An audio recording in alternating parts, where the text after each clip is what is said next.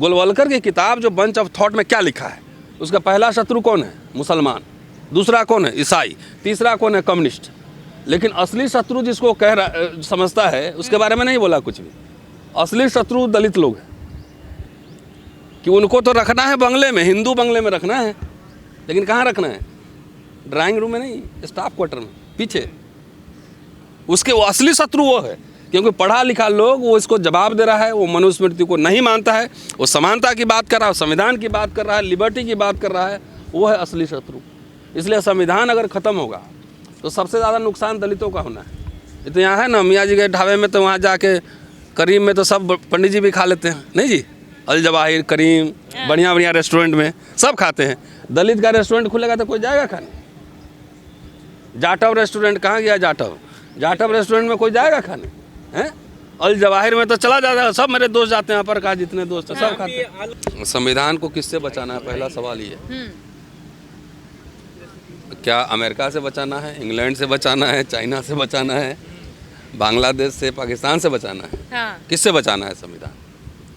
सीधा और सीधा लाइन जो है ना, पॉलिटिकल पार्टीज खुल के नहीं बोल रही हैं, हम लोग खुल के बोल रहे हैं। और जो बोल रहे हैं आज न कल देखिएगा, पॉलिटिकल पार्टीज ये बात बोलेंगी ही बोलेंगी कि संविधान को बचाना है, आरएसएस से बचाना है, संविधान को बचाना है, आरएसएस संघ परिवार से, बीजेपी से बचाना है।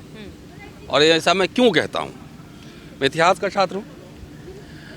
क्या हिंदू महासभा को, सावरकर को, गोलवलकर को, जिन्ना से कोई समस्या थी? भाई तुम पाकिस्तान ले लो, दो राष्ट्र का जो थ्योरी है, सावरकर भी कह रहे थे कि हम दो मुल्क हैं, दो राष्ट्र हैं, जिन्ना भी कह रहे थे, तो उनसे समस्या नहीं थी। समस्या आरएसएस, हिंदू महासभा, संघ परिवार को समस्या अम्बेडकर से थी, क्योंकि अम्बेडकर बात कर रहे थे इक्वलिटी की, समानता की, बंधुता की, स्वतंत्रता की बात कर रहे थे। तो समस्या इसलिए थी, इसलिए कि उनका फिलॉसफी आता है कहाँ से? मनुस्मृति से आता है। अब मनुस्मृति में आप कहाँ हैं, अपना भी जगह तलाश कर लीजिए, आप महिला हैं ना जी। तो मनुस्मृति किसके बारे में लिखा हुआ है? वो कोई मुसलमान के बारे में लिखा है, कोई ईसाई के बारे में लिखा है, किसके बारे में लिखा है? मनुस्मृति हिंदुओं के, जिसको आप हिंदू कहते हैं, हिंदू तो बहुत मॉडर्न टर्म है, जिसको आप हिंदू कहते हैं उसी के लिए मनुस्मृति लिखा गया है।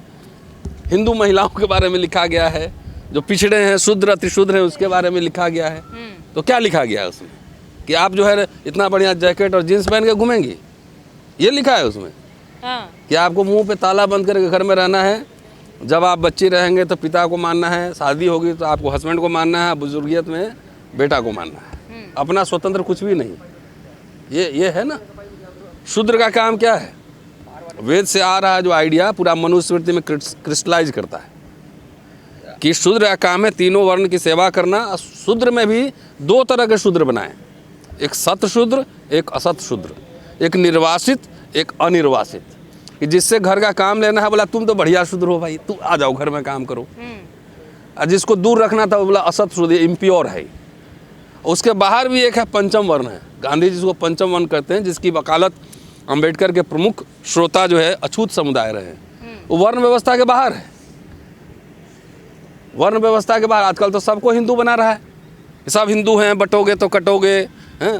तो एक काम करो ना, जो कह रहा है बटोगे कटोगे, उसको बोलो कि घर में अपने किचन में अपने डाइनिंग टेबल पे बुलाए और सारे जितने दलित हैं सबको बुलाए, वहाँ खाना खिलाए, अपने से बनाए, अपने से सर्व करे, अपना वॉशरूम यूज करने दे, उनके सोफे पे उनके बच्चे कूदें।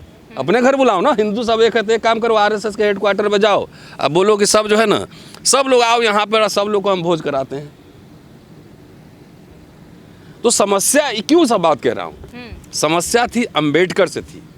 और अंबेडकर का जो पूरा कॉन्स्टिट्यूशन में जो कंट्रीब्यूशन है, जो पूरा कॉन्स्टिट्यूएंट असेंबली का, जवाहरलाल नेहरू और संविधान सभा के जितने सदस्य थे, वो लार्जली ये चाहते थे एक मॉडर्न नेशन बनाना, एक इंडियन रिपब्लिक बनाना। उसमें कम्युनिस्ट का थोड़ा डाइवर्स आइडिया था, सोशलिस्ट का अलग आइडिया था, लेकिन आरएसएस वाले अंदर कुछ नहीं, बाहर विरोध कर रहे थे।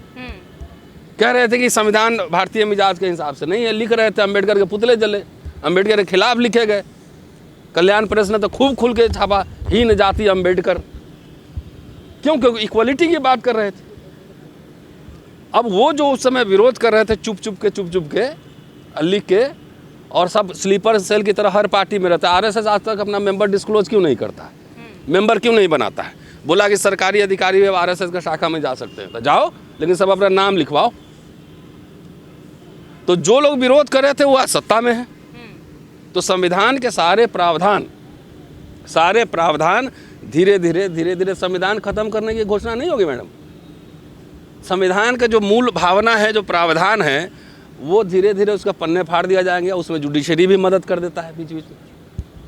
अभी एक सुप्रीम कोर्ट का जजमेंट आया कि प्राइवेट प्रॉपर्टी का जो है नेशनलाइजेशन नहीं हो सकता है ना।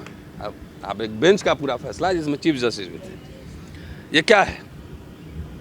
आपकी ज़मीन लेके हम अडानी को दे सकते हैं, लेकिन गरीबों को अगर भूमि बांटना हो तो हम ज़मीन का अधिग्रहण नहीं कर सकते। ये पूरा आइडिया जो सोशलिस्ट पैटर्न था, जो इंदिरा गांधी ने जमींदारी उन्मूलन ख़त्म किया, या इंदिरा गांधी ने प्री पर्स ख़त्म किया, या बैंक का नेशनल, उसके खिलाफ है ये।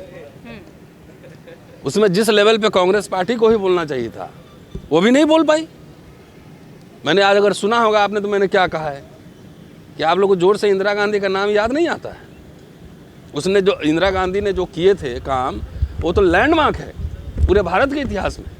वो पूरा अंबेडकर का जो आइडिया था, जवाहरलाल नेहरू का जो आइडिया था, उसको ज़मीन पे उला रही थी। गरीबों को भूमि बांटो, नौकरी दो, फ्री में शिक्षा। आप बताओ, ये रिपब्लिक है, डेमोक्रेसी है, इंडियन कॉन्स्टिट्यूशन से रिपब्लिक आया ना। और उस पर जो हमला हो रहा है हिंदू राष्ट्रवादियों का, तो रिपब्लिक की जगह क्या बनाना चाह रहा है? बार बार सर हिंसक घटनाएं हो रही हैं, हिंदू मुस्लिम करने की देश में कोशिश की जा रही है। ताज़ा मामला संभल का है।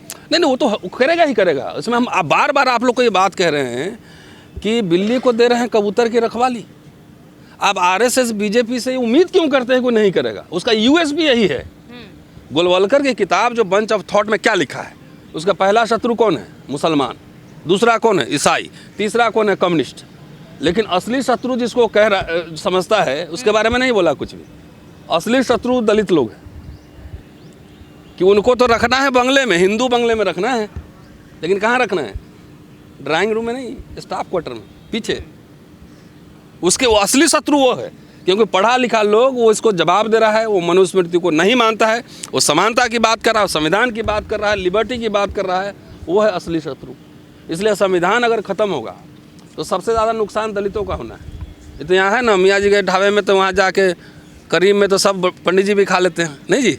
अल जवाहिर, करीम, बढ़िया बढ़िया रेस्टोरेंट में सब खाते हैं। दलित का रेस्टोरेंट खुलेगा तो कोई जाएगा खाने? जाटव रेस्टोरेंट कहाँ गया? जाटव रेस्टोरेंट में कोई जाएगा खाने हैं?